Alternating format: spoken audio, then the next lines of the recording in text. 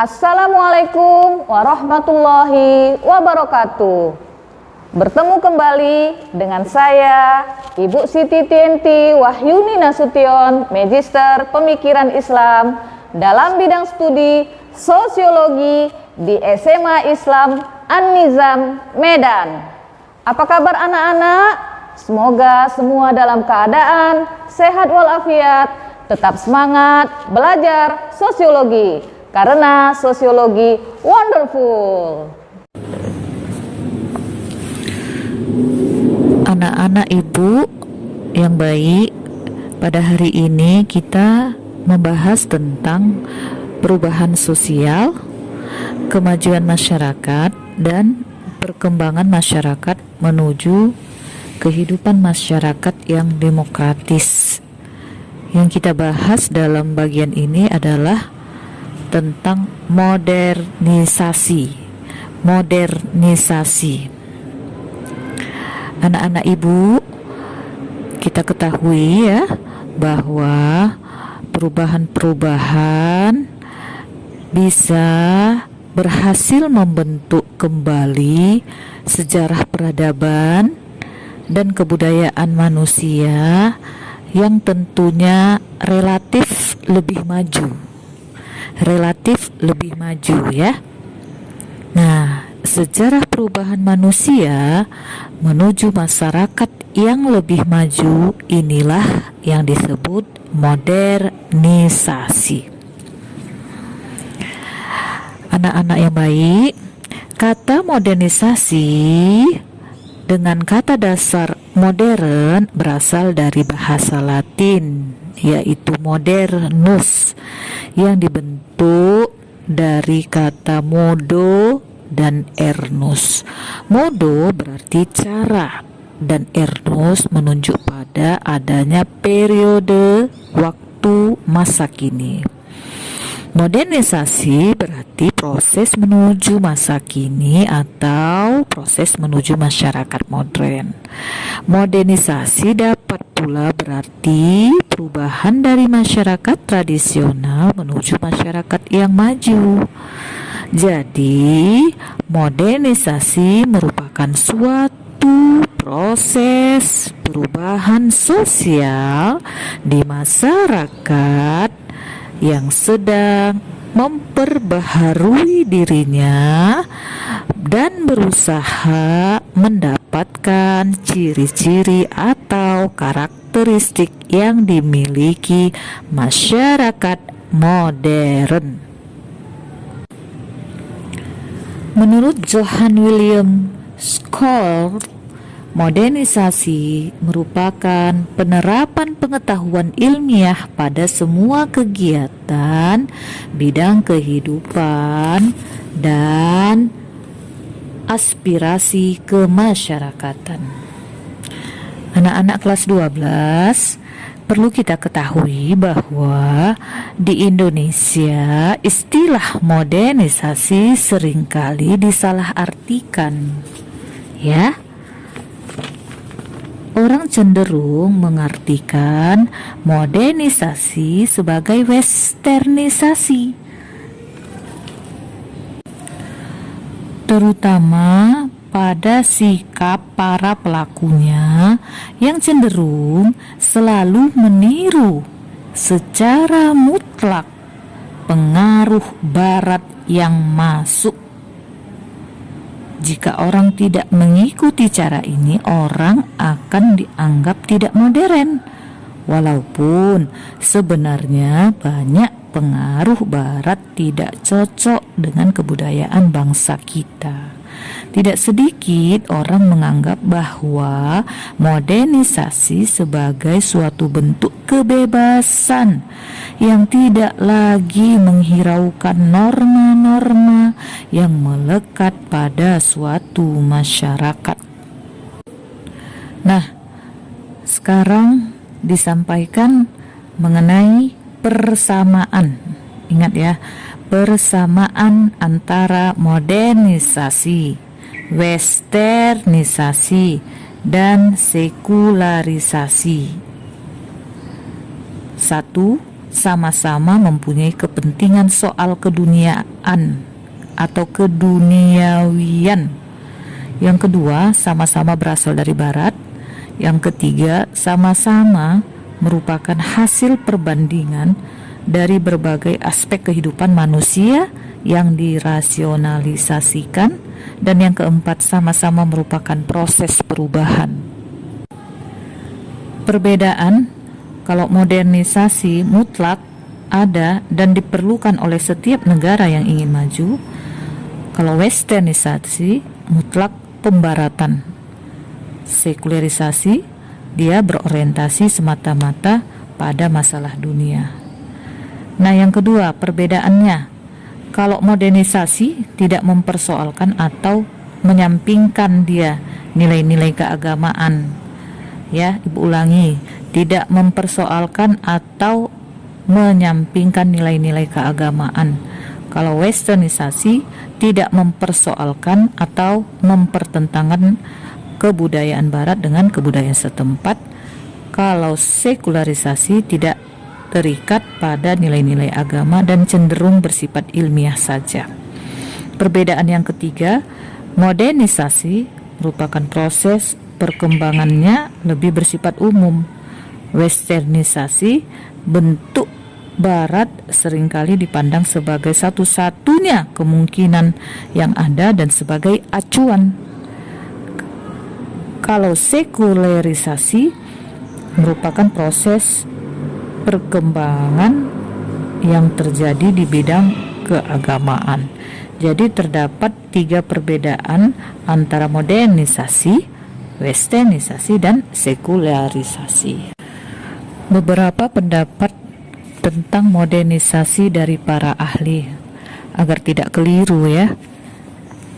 Yang pertama, menurut Wilbert E. Moore, beliau mengatakan bahwa modernisasi adalah suatu transformasi total kehidupan bersama dalam bidang teknologi dan organisasi sosial dari yang tradisional ke arah pola-pola ekonomis dan politis yang didahului oleh negara-negara barat yang telah stabil.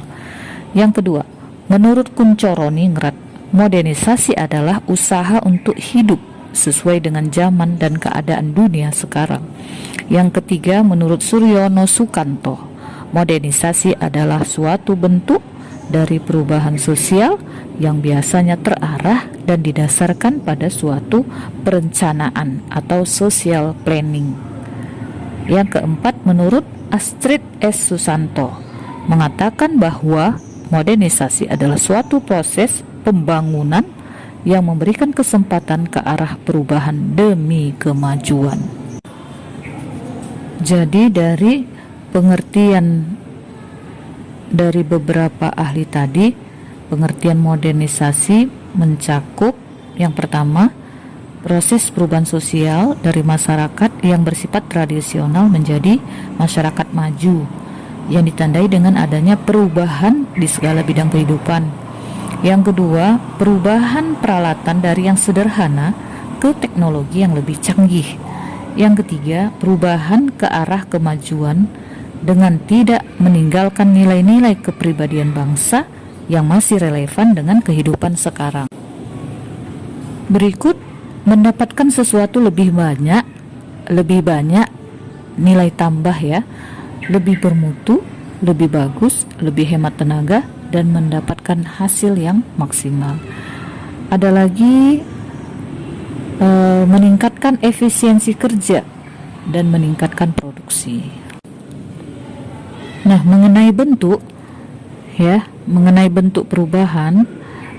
perubahan dalam pengertian modernisasi adalah perubahan yang terarah atau direct change yang didasarkan pada suatu perencanaan.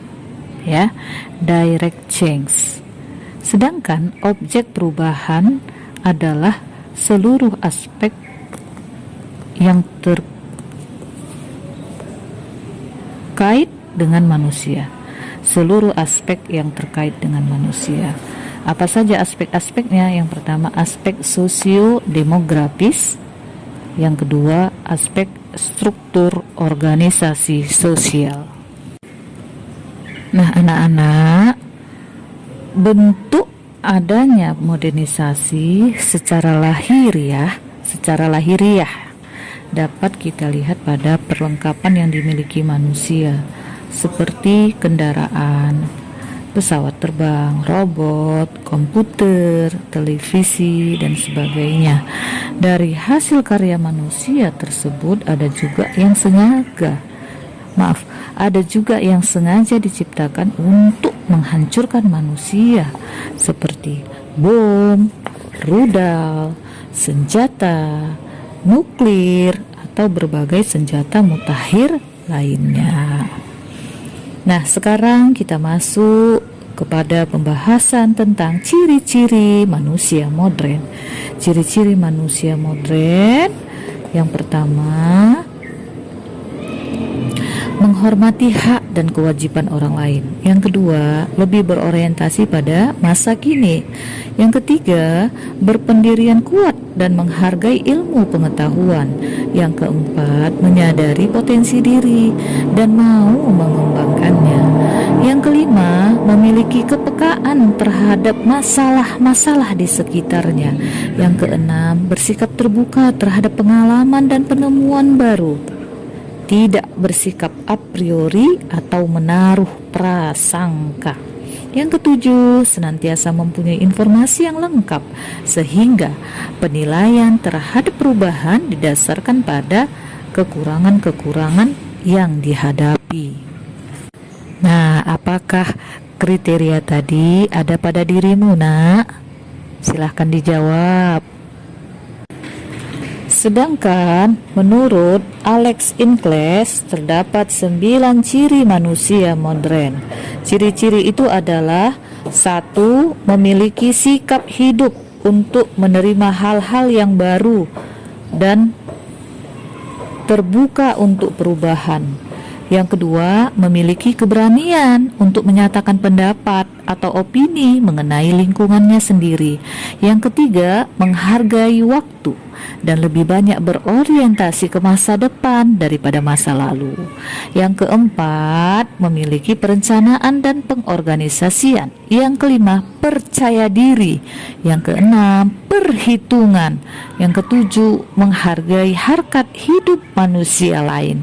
Yang kedelapan, percaya pada ilmu pengetahuan dan teknologi. Yang kesembilan, menjunjung tinggi sikap di mana imbalan yang diterima seseorang harus sesuai dengan prestasinya dalam masyarakat. Nah, sekarang kita bahas tentang karakteristik modernisasi.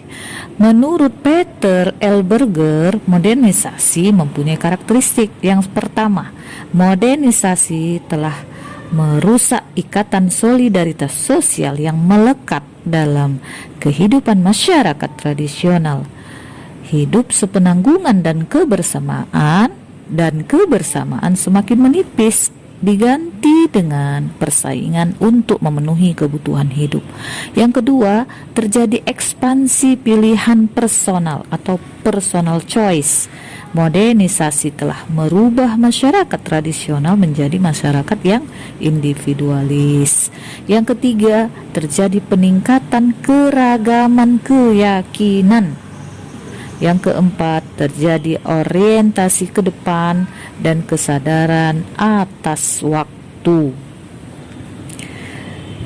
Syarat-syarat modernisasi. Nah, sekarang kita bahas tentang syarat-syarat modernisasi menurut Suryono Sukanto. Yang pertama, syarat modernisasi adalah cara berpikir ilmiah atau scientific thinking yang sudah melembaga dan tertanam kuat dalam kalangan pemerintah atau masyarakat luas.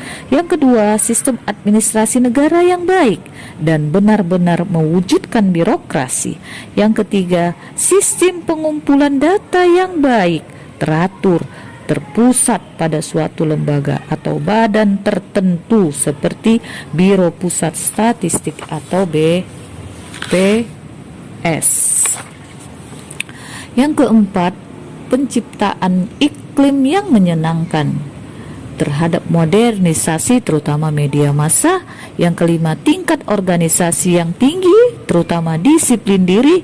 Yang keenam, sentralisasi wewenang dalam perencanaan sosial yang tidak mementingkan kepentingan pribadi atau golongan. Nah, berikut kita masuk kepada sikap mental manusia modern. Jadi, selain syarat-syarat di atas agar modernisasi berjalan lancar, perlu didukung kebudayaan masyarakat. Kebudayaan suatu masyarakat dapat menjadi pendorong sekaligus penghambat proses modernisasi. Oleh karena itu, sikap mental dan nilai budaya suatu masyarakat sangat menentukan diterima atau ditolaknya suatu perubahan atau modernisasi. Sikap mental yang dapat menjadi pendorong proses modernisasi antara lain adalah rajin, tepat waktu, berani, mengambil resiko, disiplin, kompetitif, adil, jujur, rasional, toleran, dan peduli lingkungan.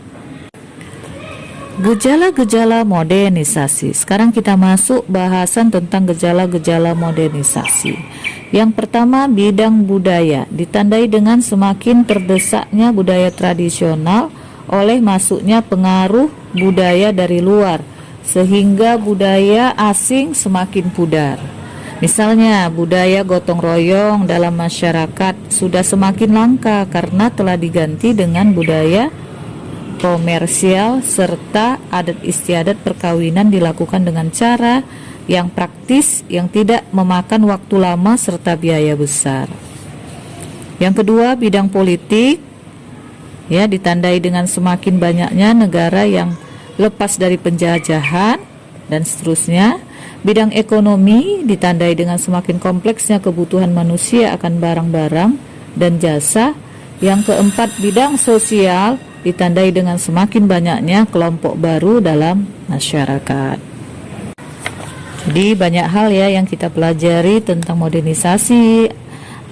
Ada bentuk perubahan dalam modernisasi, ciri manusia modern, karakteristik modernisasi, syarat-syarat modernisasi, sikap mental manusia modern, gejala-gejala modernisasi. Semoga bermanfaat. Wabillahi taufik wal hidayah. Assalamualaikum.